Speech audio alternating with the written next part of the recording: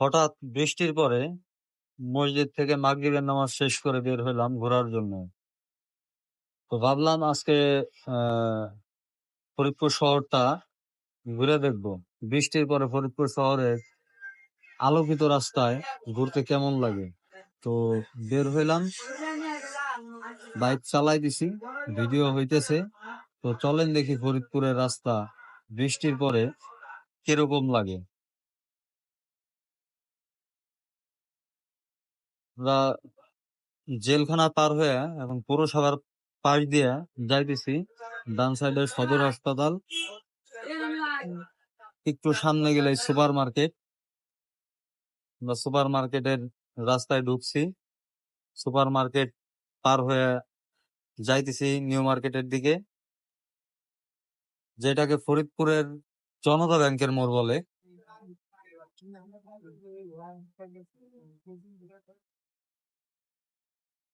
Fire service পার হইলাম।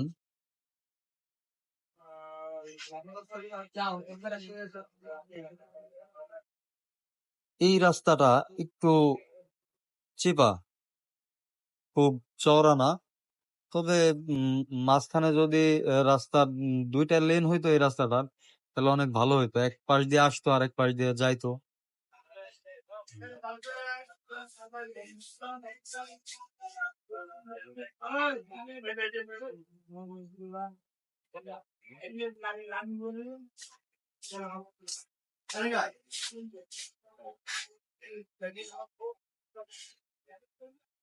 তো এইখানে দেখেন এই রাস্তাটুক সুন্দর।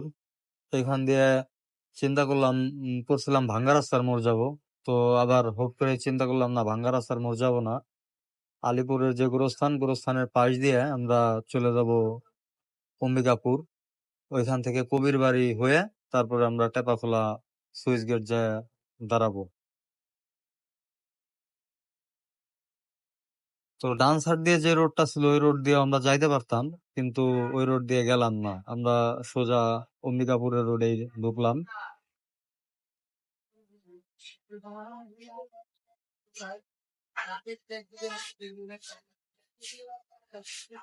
আমরা অম্বিকাপুর বাজারের পর আছি এখন। তো এটা হচ্ছে অম্বিকাপুরের রেল ক্রসিং সামনেই। এই যে আমরা পাইছি, রেল ক্রসিং পার হইলাম। কিছুক্ষণের ভিতরে আমরা কবির বাড়ির সামনে যাব।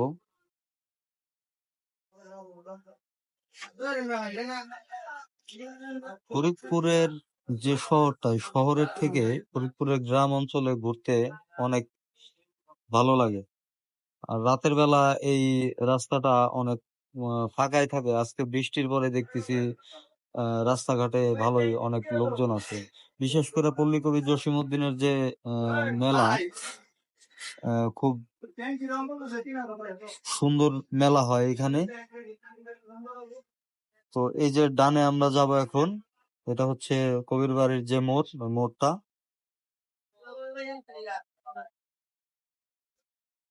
কিছু দূর সামনে গেলে কবির বাড়ি পাবো। যে এখানে একটা দোকান আছে, এই যে আমরা কবির বাড়ি আসলাম। কবির বাড়ি এখানে 2 মিনিট দাঁড়াবো।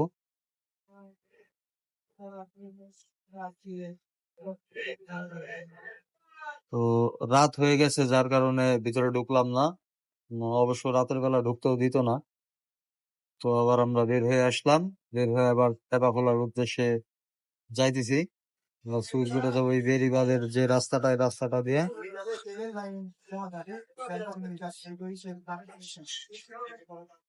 ফরিদপুরে আসলে ঘোরার অনেক জায়গা আছে, যদি ঘুরতে চান তাহলে অনেক জায়গা আছে, যেরকম ধলার মোড় আছে, তারপর আপনার কবির বাড়ি আছে, তারপরে নদী গবেষণা আছে। আপনার ফরিদপুরে যে আমরা কয়েকদিন আগে দেখাইলাম যে ভাঙ্গা মাওয়া হাইওয়ে এক্সপ্রেসওয়ে আছে।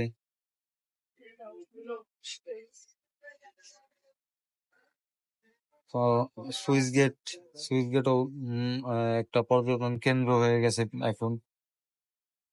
আমরা নদীর পাড় দিয়ে যাইতেছি।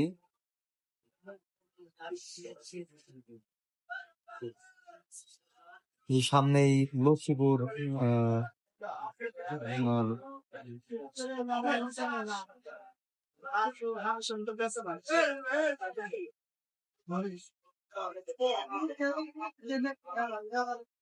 আমরা এই লক্ষ্মীপুরের মোড়টা পার হইলাম।